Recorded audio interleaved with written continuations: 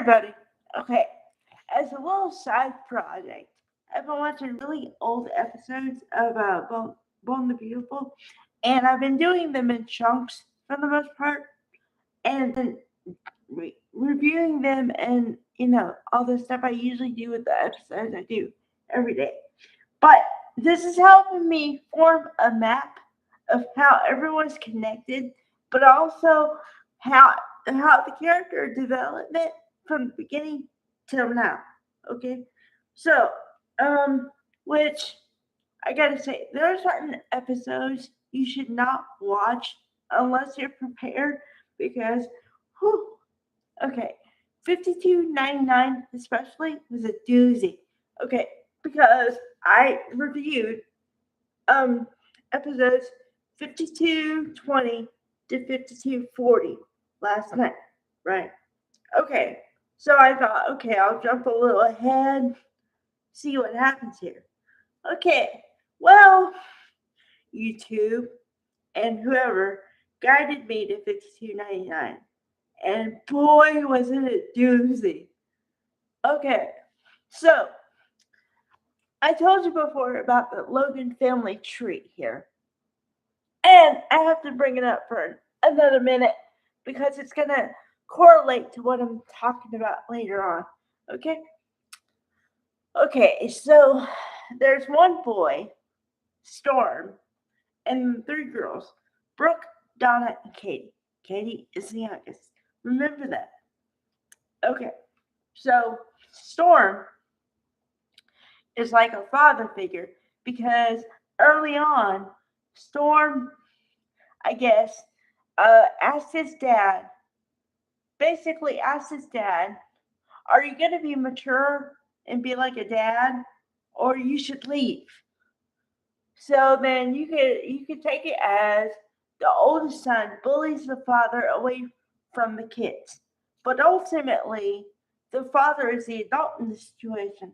Therefore, he has a choice of whether he's going to stay or go. Right?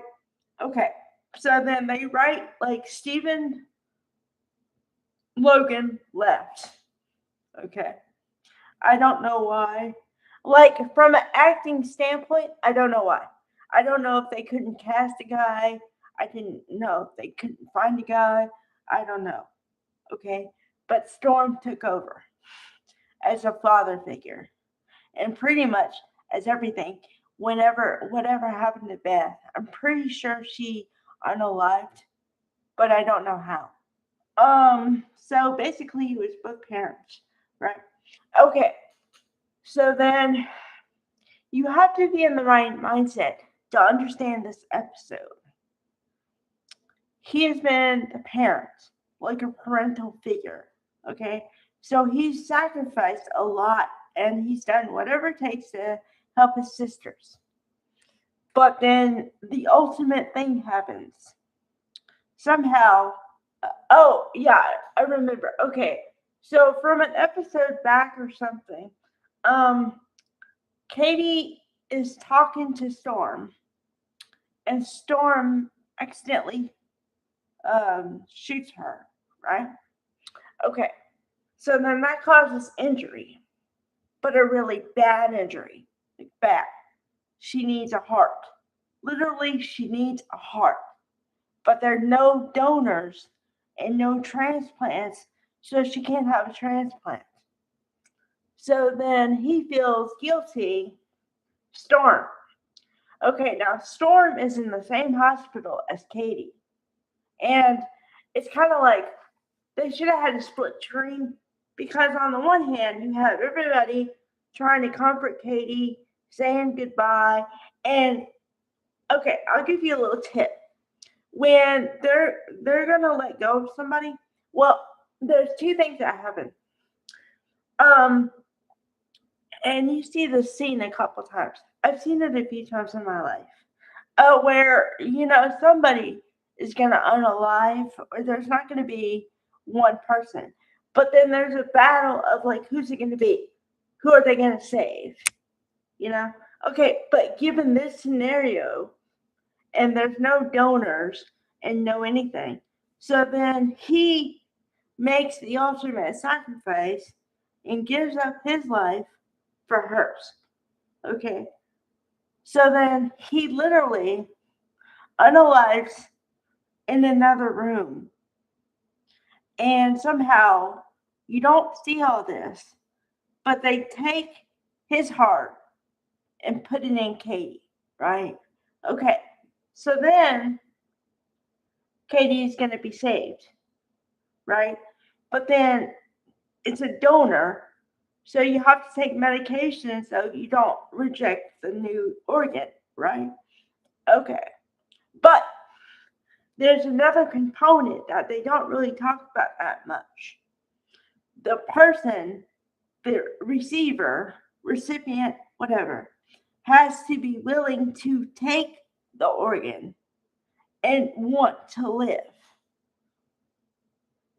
So there was a time in the 5299 where it was sketchy.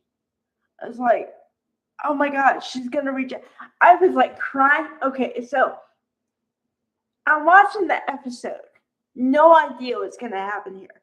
None. Okay. Going in blind. I start crying. And then I start crying again. I got into the ugly cry.